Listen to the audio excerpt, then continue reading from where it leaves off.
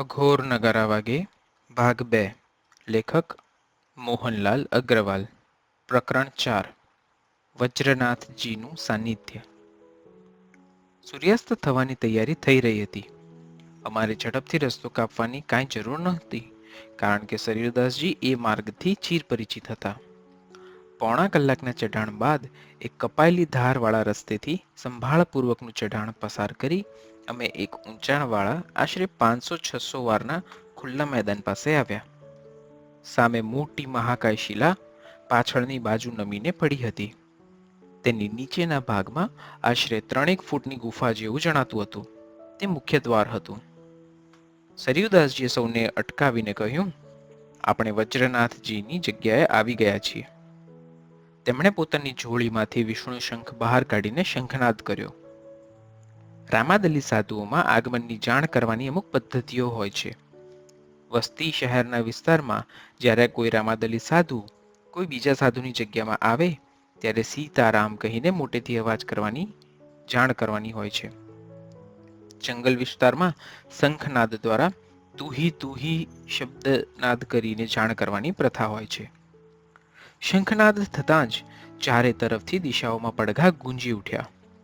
શંખનાદ સાંભળીને મને રોમાંચ થયો. વજ્રનાથજી વિશે ઘણી વાતો સાંભળી હતી. હવે પ્રત્યક્ષ પરિચય થવાના વિચારે હું ઘડીભર ઉત્સુક બનીને ગુફા દ્વાર તરફ જોઈ રહ્યો. ગુફામાંથી ગંભીર ઘોર કરતો એક અવાજ સંભળાવ્યો, સીતારામ. સરિયુદાસજીએ મને ખચ્ચર પરથી નીચે ઉતરી જવા જણાવ્યું, પરંતુ મારા પગ ઠંડીથી અકળાઈ ગયા હતા. મુશ્કેલીપૂર્વક નીચે તો ઉતર્યો, પરંતુ પગ માંડીને ઊભા રહેવું મુશ્કેલી જણાતા બેસી ગયો. તેગાસિંહ અને જોધાસિંહે બધો સામાન ઉતારીને ગુફા દ્વાર પાસે મૂક્યો. એ દરમિયાન મેં બંને પગોથી હલનચલન કરીને સ્વસ્થતા મેળવી લીધી. હું ઊભો થઈને સરિયુદાસજી પાસે ગયો. તેમણે તેગાસિંહને સૂચના આપી, આજથી ચોથા દિવસે તમે આ જ જગ્યા ઉપર બપોર સુધીમાં આવી જજો. તમોને આગામી કાર્યસૂચિ આપી દેવામાં આવશે. તેમણે તેગાસિંહને સૂચના આપી અને બંને ગુરખાઓને સરિયુદાસજીએ પ્રણામ કર્યા. મેં બંનેને નિશ્ચિત કરેલી રકમ આપી દીધી. 4 દિવસ પછી જ્યારે આવો ત્યારે સિગારેટ લેતા આવશો, તેમ તેગાસિંહને મેં સૂચન કર્યું અને સાથે પૈસા પણ આપ્યા. હું અને સરિયુદાસજી ગુફા દ્વાર તરફ આગળ વધ્યા. સરિયુદાસજીએ ગુફા દ્વાર પાસે આવીને મોટેથી સીતારામ બોલીને આવવાની જાણ કરી. તેમનો અવાજ ઓળખી લઈ વજ્રનાથજી બહાર આવ્યા. બહાર આવી તેમણે સરિયુદાસજીને દંડવત પ્રણામ કર્યા. આછા ઉજાસમાં ફક્ત તેમનો મહાકાય 6.5 ફૂટ ઊંચો સશક્ત અને સ્થૂળ દેહ મેં જોયો. મેં આગળ વધીને નીચે નમી ચરણ સ્પર્શ કરીને પ્રણામ કર્યા. મને આશીર્વાદ આપતા તેમણે સરિયુદાસજીને પ્રશ્ન કર્યો, કોઈ નવદીક્ષિત છે કે શું? સરિયુદાસજીએ હસીને કહ્યું, આપ તો બધું જાણો છો, શા માટે આવા પ્રશ્ન કરો છો? વજ્રનાથજી ખોખરું મુક્ત હાસ્ય કરીને બોલ્યા, સારું, ચાલો અંદર ચાલો, હું સામાન લઈને આવું છું. 2-3 વાર આવજા કરીને સામાન અંદર લઈ લીધો.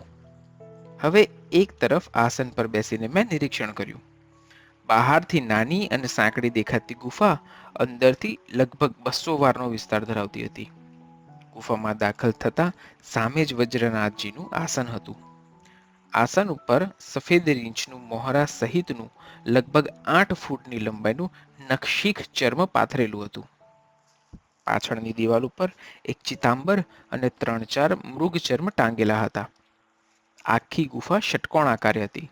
અલબત્ત સપ્રમાણ ષટકોણ નહીં હોવા છતાં ઓછા વધતા પ્રમાણની લંબાઈ પહોળાઈથી તે ષટકોણ જ હતી. એમની ધૂણી ષટકોણ આકારથી જ રચાયેલી હતી. તે ધૂણીના બહારના ભાગમાં સફેદ, પીળા, લાલ અને કથ્થઈ રંગના દ્રવ્યોથી જુદા જુદા યંત્રાકાર ચિહ્નો અંકિત કરેલા હતા. ધૂણીમાં એક વિશાળ ફલાવાળો 7 ફૂટ ઊંચો બલ્લમ એટલે કે ભાલો સ્થાપિત કરેલો હતો. તે ભાલાના ફળાની નીચેના ભાગમાં એક નાનકડી લાલ રંગના કપડાની પોટલી બાંધેલી જણાતી હતી. મોટા ઝાડના થડને આડું કાપીને બેસવા માટે 2-3 બેઠકો બનાવી હતી. ચારે તરફની દિવાલનું નિરીક્ષણ કરતા મેં જોયું કે અમુક ન સમજાય તેવા ચિત્રો દોરેલા હતા. તે ચિત્રો કોઈ દેવી દેવતાઓના હતા કે યંત્રો હતા તે સમજી શકાતું નહોતું. ગુફામાં કોઈ અલૌકિક સુગંધ મંદ રીતે વ્યાપેલી હતી. એક તરફથી દિવાલે લાકડાના ખૂંટા બેસાડીને ટૂંકી અભેરાઓઈઓ પણ ગોઠવેલી હતી. વજ્રનાથજીના આસન પાસે આવેલા સહેજ ખૂણા જેવી દિવાલ પાસે 5 હથિયાર સુંદર રીતે ગોઠવેલા હતા. એ 5 હથિયારમાં હતા મજબૂત અને સીધી પહોળા પટ્ટાની તલવાર, મોટા આકારનો ફરસો, લાંબી અને તીક્ષ્ણ કુહાડી, 5 ફૂટ ઊંચું મજબૂત વાંસમાંથી બનાવેલું ધનુષ અને સાથે પહોળા વાંસને કાપીને બનાવેલો તીર રાખવાનો એક ભાથો અને સળંગ લોખંડમાંથી ઘડીને બનાવેલો ભાલો. હથિયારોની પાસે એક લાકડાની પવન પાવડી, જેના આધારે બંને હાથ ટેકવીને મંત્ર જાપ કરવામાં ટેકો રહે છે, તે પડી હતી. તેના એક છેડા ઉપર નાની અને મોટી 2 જોડીઓ ટીંગાતી હતી. મોટી જોડીના છેડે કાળા રેશમી કાપડથી માનવ ખોપરી ટાંગેલી હતી. ખોપરી એકદમ સાફ અને સ્વચ્છ નવી નક્કોર જણાતી હતી. તેમાં બધા દાંત પણ મોજૂદ હતા, તેથી અનુમાન થતું હતું કે તે યુવાન માણસની ખોપરી હશે. કુતૂહલ વૃત્તિએ મારી દ્રષ્ટિ ખોપરી ઉપર સ્થિર થઈ. ઘડીભર એવો વિચાર આવી ગયો કે જાણે ખોપરી મને કહી રહી હતી કે સારું થયું તમે આવી ગયા, હું એકલી જ ટીંગાઈ રહી હતી. બીજી પળે એ વિચાર ખંખેરી મેં ફરી અવલોકન શરૂ કર્યું.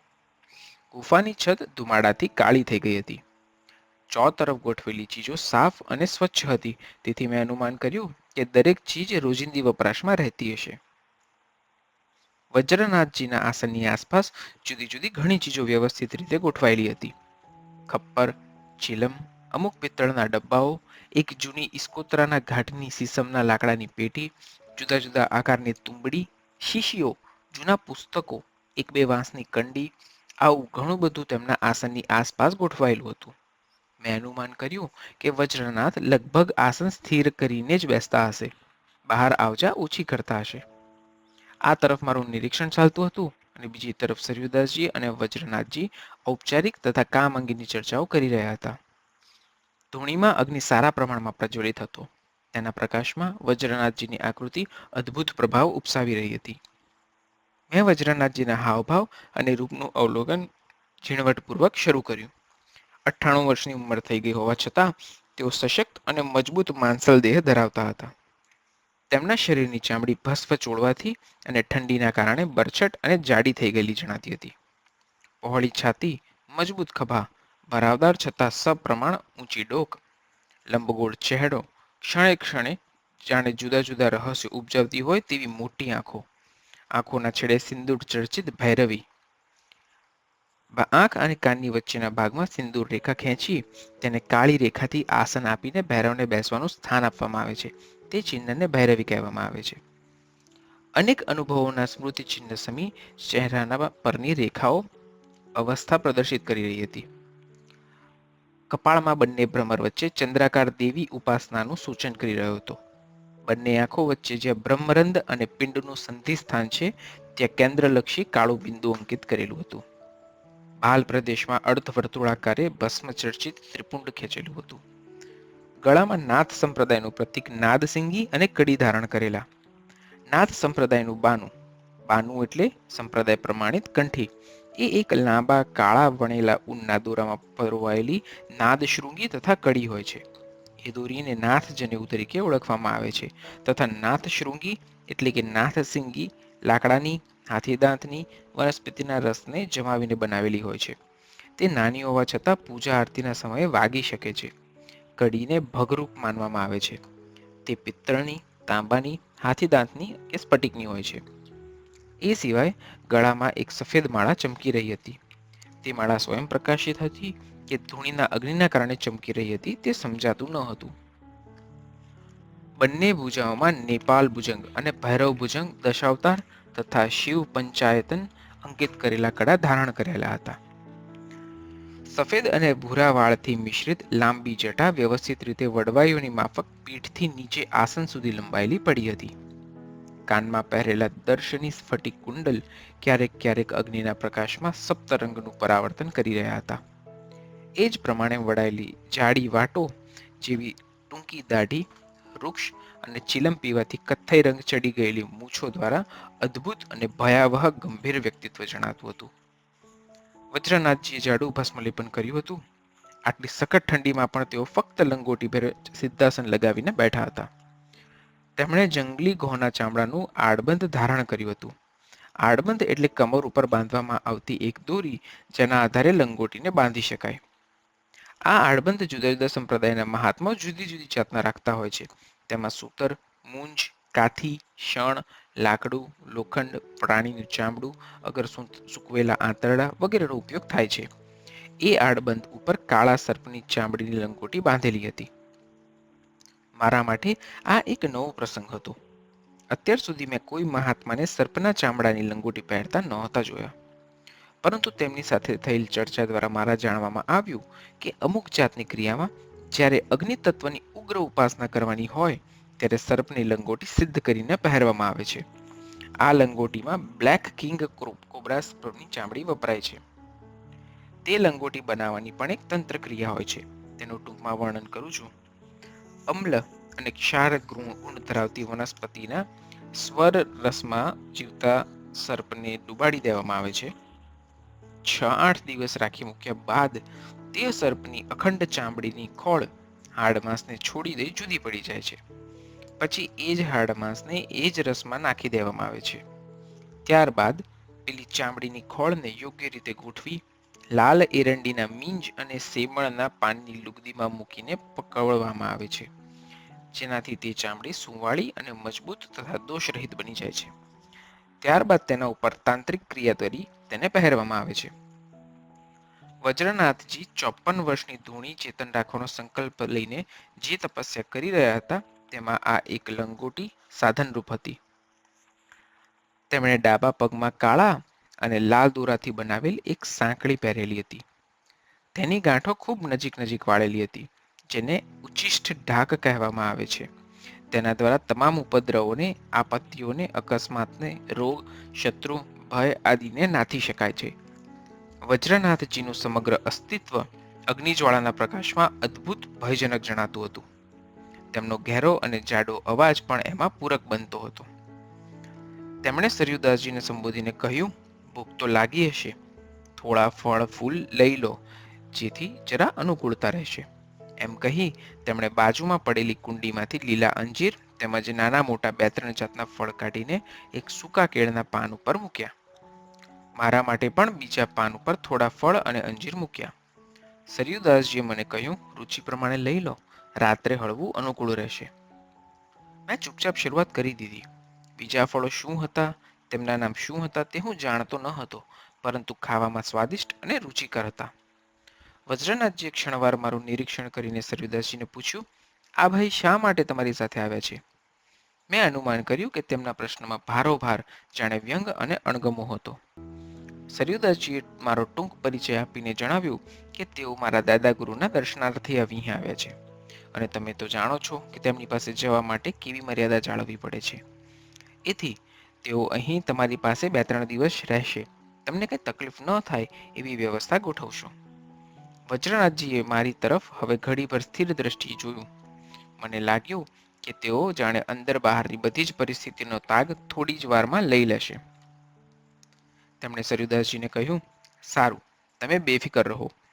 એમને કંઈ અગવડ નહીં પડે, સિવાય કે તે પોતે જ કંઈ અગવડ ઊભી કરે તો વાત જુદી છે. સરયુદાસજીએ મને કહ્યું, તમે કોઈ ચિંતા ન કરશો. અહીં તમને કોઈ પણ પ્રકારની અગવડ નહીં થાય.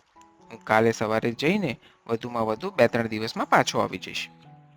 મને ખૂબ ઠંડી લાગતી હતી, તેથી હળવેથી મંદ અવાજે સરયુદાસજીને પૂછ્યું, અહીં સિગારેટ પી શકાય? તેમણે કહ્યું, જરૂર, અહીં શું તકલીફ છે? મેં વજ્રનાથજી તરફ સિગારેટનું પાકીટ લંબાવ્યું. નિકટતા સ્થાપિત કરવા મેં વ્યવહારિક શરૂઆત કરી. તેમણે એક સાથે 3 સિગરેટ કાઢી અને ડાબા હાથના આંગળાઓ વચ્ચે ક્રમવાર ગોઠવી એકી સાથે સળગાવી અને મુઠ્ઠી બંધ કરીને એકી સાથે 3 સિગરેટનો દમ ખેંચવા લાગ્યા. સરયુદાસજીએ સહેજ હસીને કહ્યું, તમારે એકી સાથે એક પાકીટને જ સળગાવીને ધૂમ્રપાન કરવું જોઈએ. 2-3 સિગરેટથી તો ધુમાડો ફેફસા સુધી પણ નહીં પહોંચે. વજ્રનાથજીએ ગમત કરતા કહ્યું, અમને જંગલમાં સિગારેટ મળે નહીં ને, એટલે એકાદથી સંતોષ ન થાય. તેમના વાર્તાલાપથી હું વજ્રનાથજી અંગેનો અભિપ્રાય નક્કી કરવાનો પ્રયત્ન કરી રહ્યો હતો. સાથે લાવેલા સામાનને ખોલી તેમાં ગરમ બ્લેન્કેટ, શાલ કાઢીને મેં શેતરંજી બિછાવી. સરયુદાસજીએ પણ પોતાનું આસન પાથર્યું. બહારના વાતાવરણ કરતાં અંદરનું વાતાવરણ કંઈક અંશે ગરમ હતું, છતાં ઓવરકોટ, સ્વેટર અને મફલર છોડી શકાય તેવી પરિસ્થિતિ તો ન જ હતી. સરયુદાસજીએ મને આરામ કરવા માટે સૂચવ્યું. મેં બિસ્તર પર જ લંબાવ્યું. આખા દિવસની મુસાફરી અને થાકના કારણે ઊંઘ આવી ગઈ, પણ રાત્રે 3-1 વાગ્યે અસહ્ય ઠંડીના કારણે ઊંઘ ઉડી ગઈ. ઠંડો પવન ગુફાદ્વારમાંથી સુસવાટા સાથે અંદર આવી રહ્યો હતો. મેં સરયુદાસજી તરફ જોયું. તેઓ પડખાબેર શાંતિથી ઊંઘી રહ્યા હતા. વજ્રનાથજીના આસન તરફ જોયું તો તે ખાલી હતું. વજ્રનાથજી હાજર ન હતા. હું વિચારમાં પડ્યો. અત્યારે 3 વાગે વજ્રનાથજી ક્યાં ગયા હશે? હું સ્વસ્થતા અને ગરમી મેળવવા મારી પથારીમાં બેઠો થયો. ધૂણીમાં અગ્નિ જ્વાળા રહિત નિર્ધૂમ અંગાર રૂપે ચમકી રહ્યો હતો. તેથી ગુફાનું વાતાવરણ ઠંડુ બન્યું હતું. સિગરેટ ખિસ્સામાંથી કાઢી તેમાંથી તમાકુ બહાર કાઢી મેં તેમાં ચરસ ભેળવીને ફરીથી સિગરેટમાં તે તમાકુ ભરીને સળગાવી. ચરસના 2-4 ઊંડા કશ લીધા બાદ શરીરમાં ગરમી ફેલાતી જણાઈ. ધૂણીના આછા પ્રકાશમાં અને વજ્રનાથજીની ગેરહાજરીમાં ગુફાનું દ્રશ્ય બિહામણું લાગતું હતું. ચારે તરફ નજર ફેરવીને હું દરેક ચીજને જોઈ રહ્યો હતો અને બધું જ યથાવત જણાતું હતું, પણ વજ્રનાથજી તથા તેમની ઝોળી, ખોપરી અને સામે પડેલા હથિયારો માહેનો એક ફરસો ગેરહાજર હતા. થોડું ઘણું ઊંઘનું જ્ઞાન હતું તે પણ ચાલ્યું ગયું. હું વિચારી રહ્યો હતો કે સરયુદાસજીના ગયા પછી પણ વજ્રનાથજીનો આ જ ક્રમ રહેવાનો હોય તો મારી સ્થિતિ કફોડી થઈ જાય. પછી એકાંતમાં કોઈ આપત્તિ ઊભી થાય તો, રાત્રે કોઈ જંગલી જનાવર આવી ચડે તો, જે મહાત્માના સાનિધ્યમાં અનેક પ્રેતાત્માઓ રહેતા હોય તેમાંથી એકાદ ખબર અંતર લેવા માટે આવી પહોંચે તો. આવા અનેક વિચારોએ મને ઘેરી લીધો. વજ્રનાથજીની ગેરહાજરીનો ખ્યાલ સરયુદાસજીને આપવા માટે તેમને જગાડવા મેં હાથ લંબાવ્યો. આ યોગ્ય નથી તેવા વિચારે તેમને જગાડવાનું માંડી વાળ્યું. એક તરફ ઠંડી અને સૂકી તીક્ષ્ણ હવા જાણે શરીરને વીંધી રહી હતી. બીજી તરફ વિચારોનો વંટોળ શમતો ન હતો. 3-4 સિગારેટો ફૂંકી નાખી. ઘડિયાળમાં જોયું તો 4 વાગી ગયા હતા. ત્યાં ગુફાની બહાર કોઈના આગમનની ભારેખમ પદચાપ સંભળાઈ. વજ્રનાથજી આવતા હશે તેમ વિચારી હું ઝડપથી બ્લેન્કેટ ઓઢીને સૂઈ ગયો. બ્લેન્કેટનો એક છેડો ઊંચો રાખીને ગુફાદ્વાર તરફ મેં દ્રષ્ટિ કરી. મારું અનુમાન સાચું હતું. વજ્રનાથજીના ડાબા ખભા ઉપર ઝોળી અને ખોપરી ટાંગેલા હતા. જમણા હાથમાં ફરસો હતો. અંદર દાખલ થઈને તેમણે ચારે તરફ એક દ્રષ્ટિ ફેરવી. બધું બરાબર છે એમ નક્કી કરીને તેઓ પોતાના આસન ઉપર બેઠા. ફરસાને તેની જગ્યા ઉપર મૂકીને ઝોળી અને ખોપરી ટાંગી દીધા. તેમણે પોતાના આસન ઉપર લંબાવ્યું. થોડી વારમાં જ તેઓ ઘસઘસાટ ઊંઘી ગયા. સવાર સુધી મને ઊંઘ ન આવી. જેમ તેમ કરીને સમય પસાર કરતો રહ્યો. સૂર્યોદય થતાં જ સરયુદાસજી ઉઠ્યા. તેમના ઉઠતાની સાથે જ વજ્રનાથજી પણ ઉઠી ગયા. તેઓએ અરસપરસ જય જય સિયારામ કરી શુભ સવારનું સ્વાગત કર્યું. બંને પોતાના આસન છોડીને કમંડલ દંડ લઈ દિનચર્યા માટે બહાર ચાલ્યા ગયા. હું વિચારી રહ્યો હતો કે આટલી બધી સખત ઠંડીમાં નાવા ધોવાની વાત તો એક બાજુ રહી, પણ શૌચક્રિયા આદિ કાર્ય પણ કેવી રીતે કરવું? જ્યાં સુધી વાતાવરણ અનુકૂળ ન થાય ત્યાં સુધી કાંઈ જામશે નહીં. સરયુદાસજીની રાહ જોઈને હું બેઠો. અડધો કલાક બાદ સરયુદાસજી સ્નાન આદિ કાર્યથી પરવારીને અંદર આવ્યા. મને પથારીમાં બેઠેલો જોઈ તેમણે કહ્યું, ઊંઘ આવી કે નહીં? ઠંડી અનુકૂળ આવી કે નહીં? તેમણે સહેજ ગમ્મતના રૂપમાં બંને પ્રશ્નો પૂછી નાખ્યા.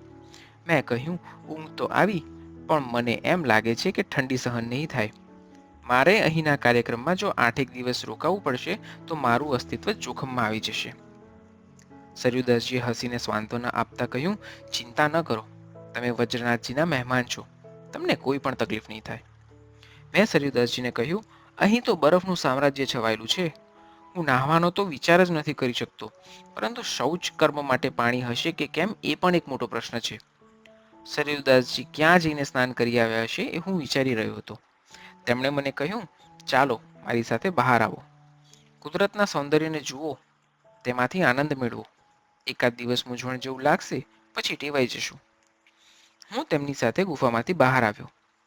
ગુફાથી ડાબી બાજુએ સહેજ નીચાણવાળી જગ્યા હતી. ત્યાં ઝાડીઓ તેમજ અજાણ્યા ફળવાળા વૃક્ષો સારા પ્રમાણમાં હતા. દિવસના સમયે ચારે તરફનું વાતાવરણ ખરેખર ખૂબ અદ્ભુત અને શાંતિમય હતું. હિમાચ્છાદિત વિસ્તારમાં પણ ઝાડીઓ પક્ષીઓ મધુર કલરવ કરી રહ્યા હતા.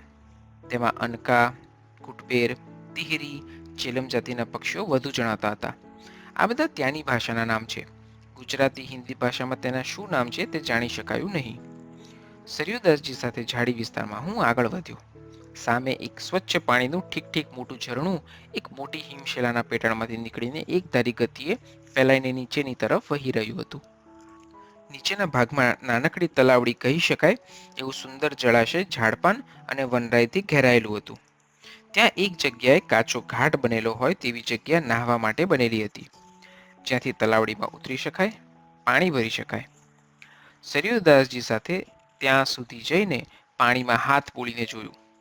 પાણી જાણે બરફથી પણ ઠંડુ હોય તેમ આંગળાને થીજાવી નાખ્યા. તે પાણી જેટલું સ્વચ્છ અને પારદર્શક હતું તેટલું જ ઉપયોગમાં લેવા માટે અસાધારણ જણાયું. સરયુદાસજીએ કહ્યું, ચિંતા ન કરો અને તમને કંઈ જ તકલીફ નહીં થાય. બસ એકવાર હિંમતપૂર્વક દિનચર્યા પૂરી કરો. તેઓ ત્યાં બેઠા. એ દરમિયાન શૌચ કર્મ કરી હાથ મોઢું ધોયા. જરા મને સમજાવી કપડાં ઉતારી કમંડલથી પાણી ભરી ભરીને સ્નાન કર્યું. એ સ્નાન ક્રિયાએ મારી રહી સહી બધી હિંમત તોડી નાખી. ગુફામાં આવી ધૂણી પાસે બેસી ગરમી મેળવવાનો પ્રયત્ન કર્યો. એક બે ચરસની ચલમ પીધી, પરંતુ કાંઈ અસર થઈ નહીં. ગરમ કપડાં પહેરેલા હતા છતાં અંદરના બધા જ અવયવોમાંથી ધ્રુજારી ઓછી થતી ન હતી. સાથે લાવેલા દૂધના ડબ્બામાંથી ચા બનાવીને પીધી, સૂંઠ ખાધી, શક્ય એટલા બધા જ ઉપાયો કરી લીધા. છેવટે એ ઠંડીના કારણે માથું પકડાવા લાગ્યું અને મલેરિયા તાવ ચડતો હોય તેમ કંપારી છૂટવી શરૂ થઈ. મને લાગ્યું કે અહીં કોઈ પણ સંજોગોમાં રહી ન શકાય. મેં લાચારીથી સરયુદાસજીને કહ્યું, હું અહીં નહીં રહી શકું. શક્ય હોય તો તમો 2 દિવસ અહીં રોકાઈ જાઓ. આજે જવાનું મુલતવી રાખો. તેગાસિંહ 2-3 દિવસમાં ખચ્ચર લઈને આવશે, તેની સાથે હું પાછો ફરીશ. ત્યારબાદ તમો દાદાગુરુ પાસે જજો. હું કાઠમંડુની ધર્મશાળામાં તમારી રાહ જોઈશ. અત્યાર સુધી શાંત બેઠેલા વજ્રનાથજી મારી પરિસ્થિતિ જોઈને સ્મિત કરીને વ્યંગ સહિત બોલ્યા, આ હિમાલયની ભૂમિમાં તમારા જેવા તનમનના સુવાળા માણસોએ ન આવવું જોઈએ. પહેલા કષ્ટ સહન કરતા શીખો. હું નિરુત્તર રહ્યો. વજ્રનાથજી થોડીવાર મારા ચહેરા સામે જોઈ રહ્યા. તેમની પાછળ ટાંગેલી જોડી ઉતારીને તેમાંથી કંઈક સંશોધન કરી 2-3 પાન કાઢીને મને આપ્યા અને ખાઈ જવા કહ્યું.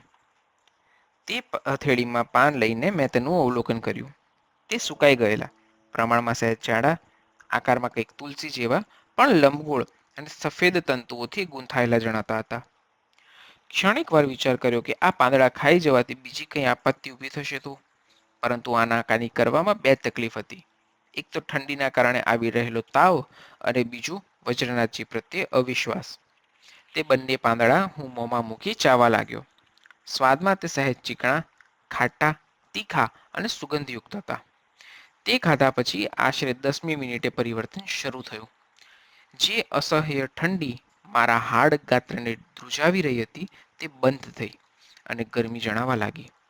એટલી હદ સુધી કે શરીર ઉપર પરસેવો વળવા લાગ્યો. ગરમી આવતા મને એકદમ સ્વસ્થતા જણાઈ.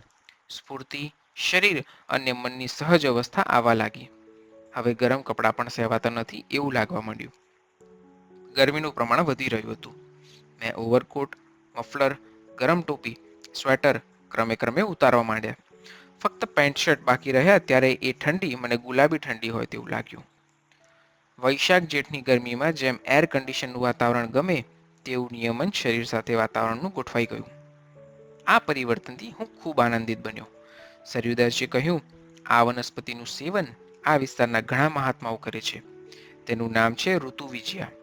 તે ભાંગ વર્ગની ઉચ્ચ કક્ષાની વનસ્પતિ છે. તેનું સેવન ફક્ત ઠંડા પ્રદેશમાં જ કરી શકાય. 2 પાંદડાની ગરમી ઓછામાં ઓછી 1 મહિના સુધી કે 1.5 મહિના સુધી તો જળવાઈ જ રહે છે. તમોને ઠંડા પાણીમાં સ્નાન કરાવવા પાછળનો હેતુ આ જ હતો. જો તમે ઠંડા પાણીમાં સ્નાન ન કર્યું હોત અને આ વનસ્પતિ આપવામાં આવી હોત તો તમે શરીરની અંદર આવેલી ઝીણામાં ઝીણી રક્ત પ્રવાહિનીઓ તેમજ પ્રાણકોષોને આ તોડી ફોડી નાખે છે. હવે મહિના સુધી તમે આ ઠંડીમાં સ્વાભાવિક રીતે રહી શકશો. દિનચર્યા તથા ખોરાક પ્રવાહી નિયમિત રીતે કરી શકશો. સરયુદાસજીએ મને કહ્યું કે મહિના સુધી તમે આ ઠંડીમાં રહી શકશો. એ વાત મને ત્યારે ન સમજાઈ, પરંતુ જ્યારે ફરજિયાત 22 દિવસનું રોકાણ મારે કરવું પડ્યું ત્યારે પાછળથી ખ્યાલ આવ્યો કે મને મહિના સુધીનો ડોઝ શા માટે આપવામાં આવ્યો હતો. સર્યુદાસજીએ કહ્યું, હવે તો હું જઈ શકું ને? મેં કહ્યું, હા, હવે હું સ્વસ્થ છું. આપ બને એટલા જલ્દી દાદા ગુરુની રજા મેળવીને મને લઈ જજો. ત્યાં સુધી હું અહીં વજ્રનાથજીના આશ્રય છું. અમારી સાથે લાવેલી રસોઈની કાચી સામગ્રીમાં મીઠું, મસાલા, લોટ, ઘી, તેલ બધી જ સામગ્રી હતી. સર્યુદાસજીએ વજ્રનાથજીને કહ્યું, અમે સાથે થોડી રિદ્ધિ સિદ્ધિ પણ લાવ્યા છીએ. સાધુ સમાજમાં ભોજન બનાવવાની કાચી સામગ્રીને રિદ્ધિ સિદ્ધિના નામથી ઓળખવામાં આવે છે. તેમાંથી રસોઈ તૈયાર કરીને પંગત કરી પછી હું ઘોડાજીલ જઈશ. વજ્રનાથજીએ કહ્યું, તમારા જેવા યોગી લોકોના હાથે બનાવેલી રસોઈ ક્યારેક જ અમને પ્રસાદ રૂપે મળે છે. બાકી તો હું જંગલના ફળ, ફૂલ અને કંદમૂળ ઉપર નિર્વાહ કરું છું. સર્યુદાસજીએ કહ્યું, એ વૃત્તિ તો તમારી મોટાઈની છે. તમે તો સમર્થ સિદ્ધ છો. જે પદાર્થ રાજા મહારાજાઓને પણ ન મળે એવા તમે ધારો ત્યારે પ્રાપ્ત કરીને ઉપભોગ કરી શકો છો. છતાં સહજ વૃત્તિમાં રહીને કુદરતને આધીન રહીને જે કાંઈ મળે તેનાથી સમય પસાર કરો છો. એ શું નાની વાત નથી? હું તેમના વાર્તાલાપને ધ્યાનપૂર્વક સાંભળી રહ્યો હતો. બંને જુદા જુદા ક્ષેત્રના સમર્થ હતા, છતાં કેટલા વિનમ્ર, સહજ વૃત્તિમાં રહેનારા, સરળ અને સ્પષ્ટ હતા. તેઓ બંને એકબીજાના સામર્થ્યથી વાકેફ હતા, છતાં વર્તનમાં અને વ્યવહારમાં કે ભાષામાં ક્યાંય અહંકાર, રાગ, દ્વેષ કે મોટાપણાની છાયા સુદ્ધા તાવતી ન હતી. વજ્રનાથજીએ ધૂણી માહીના એક મોટા લાકડાના ચીપિયાને ખંખેરી તેનો અગ્નિ અંગારા રૂપે જુદો કરી નાની મોટી સૂકી ડાળખીઓ ગોઠવી અગ્નિ પ્રદીપ્ત કર્યો. એ દરમિયાન સર્યુદાસજીએ જરૂરી વાસણો લઈ રસોઈ બનાવવી શરૂ કરી. એમાં ફક્ત 3 જાડા ટિક્કડ બનાવ્યા અને વજ્રનાથજીએ લાવીને રાખેલ ગુચ્છી નામની વનસ્પતિનું શાક બનાવ્યું. ટિક્કડ એટલે ઘઉંના લોટમાં ઘી, મીઠું, તીખો મસાલો નાખીને બનાવવામાં આવતો રોટલો. સાધુશાહી ભાષામાં તે ટિક્કડના નામે ઓળખાય છે. અને ગુચ્છી નામની વનસ્પતિ મોટાભાગે ઠંડા પ્રદેશમાં જ થાય છે. કાશ્મીરમાં તેનું ચલણ ઓછા વત્તા પ્રમાણમાં છે. તેનો ભાવ 1 કિલોનો ₹200 હોય છે. શ્રીમંત લોકો તેને ઉપયોગમાં લઈ કિંમતી શાક ખાધાનો સંતોષ માને છે. આ ગુચ્છી એ વિસ્તારમાં ખૂબ થાય છે જ્યાં તેની કોઈ કિંમત નથી. આશરે બપોરના 12:30 સુધીમાં ભોજન કાર્ય પૂરું થયું. સર્યુદાસજીએ પોતાની સાથે લાવેલા સામાનમાંથી એક થેલો અને ઝોળી લીધા. વજ્રનાથજીએ લાવીને મૂકેલા કંદમૂળ તથા થોડા ફળ થેલામાં ભરી લીધા. મેં અનુમાન કર્યું કે કદાચ ઘોડાઝીલ તરફ વિસ્તારમાં બરફ સિવાય કાંઈ જ નહીં હોય. સર્યુદાસજીએ વજ્રનાથજીને મારા માટે ભલામણ કરતા કહ્યું, આ મારા સ્નેહી તેમજ અનુજ છે. તેમની સંભાળ રાખશો. તેઓ અહીંની પદ્ધતિઓ તથા રીતભાતથી અપરિચિત છે. તેથી જો ક્યારેક અવિવેક અથવા ક્ષતિ થઈ જાય તો દરગુજર કરજો. વજ્રનાથજીએ કહ્યું, એ અંગે તમે નિશ્ચિંત રહો. હું, સર્યુદાસજી તથા વજ્રનાથજી ગુફાની બહાર આવ્યા. વજ્રનાથજીએ સર્યુદાસજીને દંડવત પ્રણામ કર્યા. સાથે દાદા ગુરુને પણ દંડવત કહ્યા. મેં પણ પ્રણામ કર્યા. મારી આંખોમાં તરી રહેલી ભીનાશમાં નિઃસહાયતાના ભાવો છે. સર્યુદાસજી પળવાર રોકાયા. તેમણે ઝોળીમાંથી એક પારદ મણી મને આપતા કહ્યું, આ પારદ મણીને કંઠ સાથે ચપોચપ રહે તેમ બાંધી રાખશો અને તેને મારી હાજરી સમાન માનશો. મેં એ જ સમયે પારદ મણીમાં રહેલ દોરાને સરખો ગોઠવીને પહેરી લીધો અને કંઠ સાથે અડોઅડ રહે તેમ બાંધી લીધો.